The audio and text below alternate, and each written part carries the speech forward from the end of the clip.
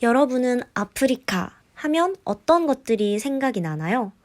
특이한 문화들이 많은 곳, 먹을 것이 부족한 곳, 의사가 없는 곳, 주로 결핍되어진 삶을 살고 있다 생각하고 따라서 발전되지 않고 문화 수준이 낮다는 생각이 듭니다.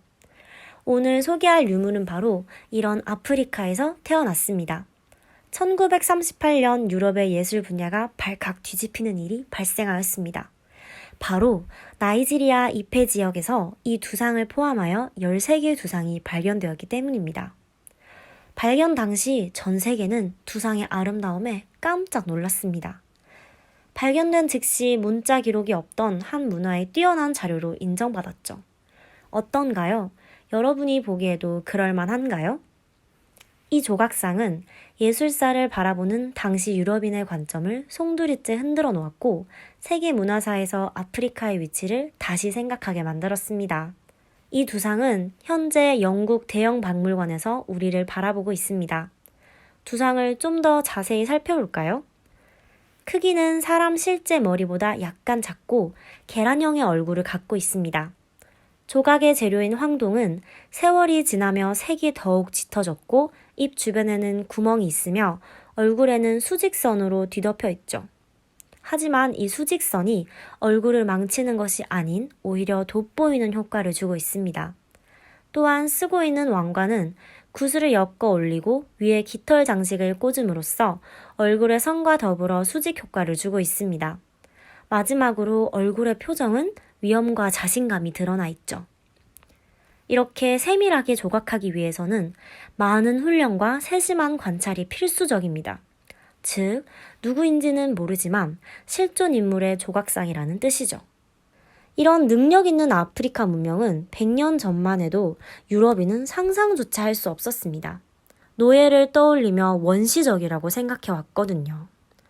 따라서 독일의 인류학자 레오 프로베니우스는 이 황동 두상을 처음 발견하고 한치의 망설임도 없이 그가 알고 있던 가장 위대한 예술인 고대 그리스 고전기의 조각상이라 생각을 했습니다.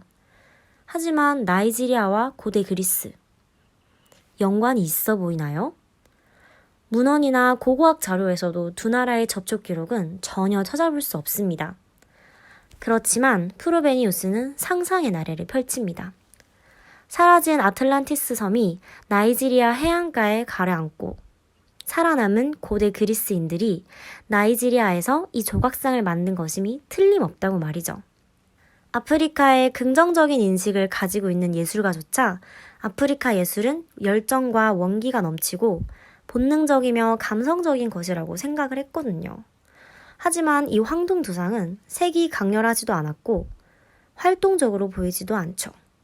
오히려 표정이 없는 데다 정적이고 이성적으로 보이며 차분한 느낌의 지도자 모습이 보이죠. 그래서 억지로라도 끼워 맞출 수밖에 없었죠. 하지만 그 주장은 전신상이 발견되고 신빙성을 잃게 됩니다. 그들은 전신상이 발견된다면 두상의 크기가 그리스의 전형적인 비율인 7분의 1에 해당할 것으로 예측했습니다. 하지만 발견된 전신상을 확인해 보니 4분의 1 크기나 되었던 거죠. 이는 아프리카 예술을 특징 짓는 전형적인 비율입니다. 아프리카에서 머리는 육체의 정수이자 영혼의 거처로 여겨 머리를 강조하기 때문이죠. 뉴스를 통해 이 사실이 보도되고 전 세계 사람들의 생각을 뒤집어 놓았습니다.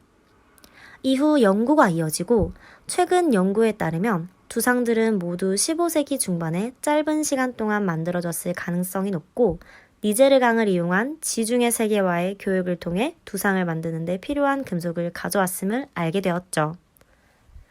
더불어 이페 두상의 인물 지위를 알게 되었는데 현재도 이페시에 성지를 두고 있는 요르바족의 우니라는 지도자임이 밝혀졌죠.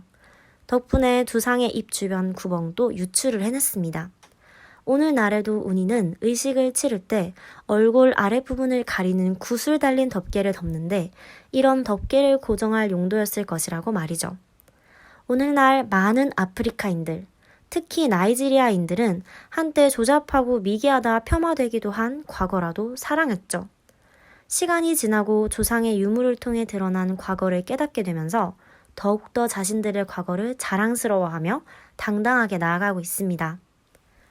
이를 통해 우리에게도 자신들의 과거를 아는 만큼 자기 자신을 알게 된다는 것을 일깨워주며 개인을 넘어서 민족, 국가의 역사까지 돌아보고 기억해야 함을 일깨워 주었습니다.